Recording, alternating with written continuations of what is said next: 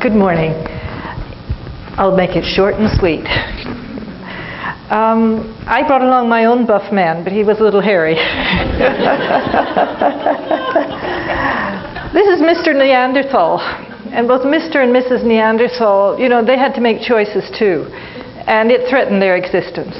And the thing is, we've been talking for the last 2 days about making choices and how the consequences of these choices affect the environment.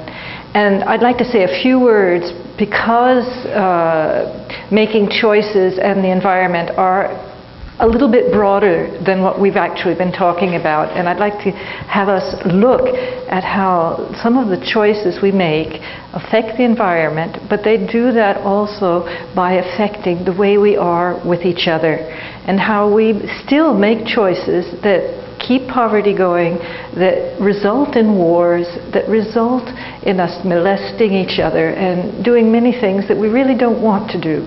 And a lot of it is connected with the environment. And I'll show you through some examples how teachers and parents might deal with this in a preventative way, but also in a way that makes people want, as you were saying, to live lightly and to try and analyze their choices and have that reflex action. Do you know how many choices you make before you eat breakfast? Scientists say about 2,500. And that means waking up, deciding to put your hand out and turn the alarm clock off, you know, whether or not you're going to fall out of bed or stay in bed or pull the blanket over your head. These kind of things are involuntary. We've built them into our system, so we know them. The thing that we have to learn is to be able to make the choices that we've been talking about during the whole conference almost automatically, and then to be able to look at new choices and see that they can also be based on principles and ethics which are so deeply embedded that it comes naturally, like a sort of a kick reaction. We don't want this. And I'd like to mention also that I think one thing we haven't done enough of during this conference, and that I challenge all of you to do, is to think about the third world, if you want to call it that, or the other side of the globe, if you want to call it that, but the people who don't have the lifestyle you have here. And I mean, you were talking an awful lot about keeping the sun out. In Norway, we want the sun really inside. You know, we're cold most of the time. So people have different choices to make for different reasons. But don't forget that we're only a corner of the globe, even though we own a lot of it. And I'm reminding you of some of the things that we've heard during the conference, because consumption, what we do in terms of the market, is not just the fact that affects my life, you know, whether I buy a light bulb or not, is not just affecting me, it affects the entire world. And as these quotes have been mentioned before, and I don't have any time, I'll charge on. And it's a lifestyle question.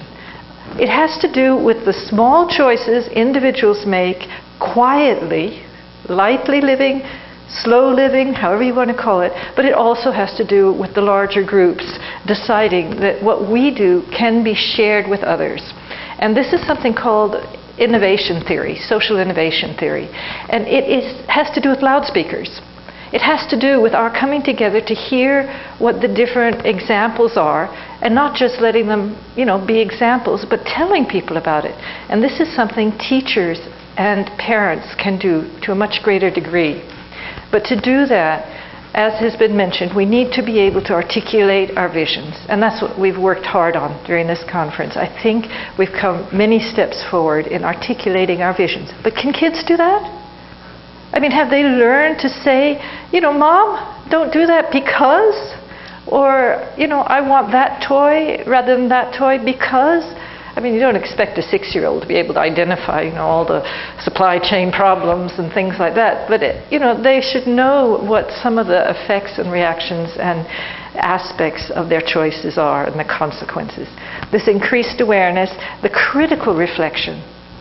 And here I would beg you, when you go home, it's not enough just to do the actions we're doing. It also is important to be able to withstand and understand and dig through the commercial pressure.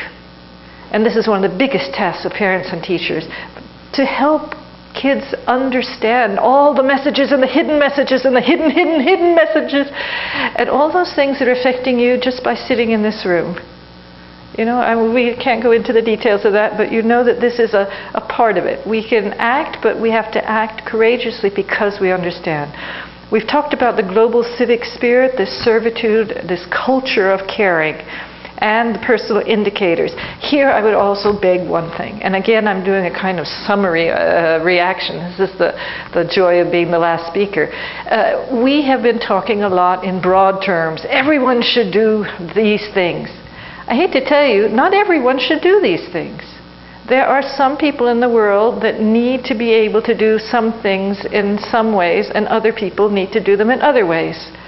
And, you know, again, we should be careful in our moral judgments of other people, but we should help them find the ways they can do things that they need to do, which are environmentally friendly, which don't cause problems for other people and for nature. And then I think we need to stimulate greater commitment and involvement. And this is what we're trying to do here, but I have some other ways to suggest. We've talked about a lot of values, but I would like to suggest a few others that I think particularly, again, I'm waving a flag, parents and teachers can work on with their kids. But we can work on it with each other. The first one is empathy. Again, I beg you, those of you who have traveled, those of you who have lived with people from other parts of the world, you know, if you open your eyes and your hearts a little to how they experience life, then one sees a totality of the human condition, which is much, much broader than our own vision. So teaching empathy, understanding each other, trusting we've talked about, respect we've talked about, cooperation, moderation is an obvious one that we've not mentioned directly, but which is a consequence of all that we've said this weekend. Courage, it was mentioned once in the program. I'd love to speak a lot about courage because it ain't easy. I mean, I'm a part of the International Standards Organization process for establishing guidance standards for social responsibility for governments, businesses, and all organizations.